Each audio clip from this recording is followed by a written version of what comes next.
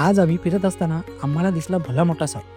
तर नमस्कार मित्रांनो, मी सुशांत आणि मी आलो कोकणातील थंडी आणि थंडीतलं कोकण जगायला, अनुभवायला, म्हणजेच माझ्या गावी. तर दिवस दुसरा आणि सकाळ काहीशी अशी होती.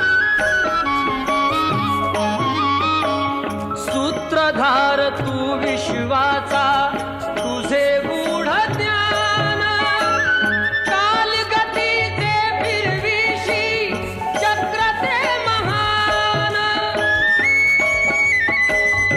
तर संध्याकाळच्या वेळेस ना आम्ही निघालो रानमेवा शोधायला, काय मिळतो काय ते बघायला. तर बोरं आम्हाला मिळाली पण पिकली नव्हती. मग आम्ही परतलो आणि येताना ना आमच्या समोरून जातो भला मोठा साप. तर सापाबद्दल मला थोडीशी माहिती नाही, पण तुम्हाला नाव वगैरे माहीत असेल तर नक्की सांगा. त्यानंतर गावात आल्यावर आम्ही जातो शाळेमधल्या आवारात. तर संध्याकाळचा सूर्यास्त आणि शाळेतल्या काही आठवणी यात आम्ही रमून जातो.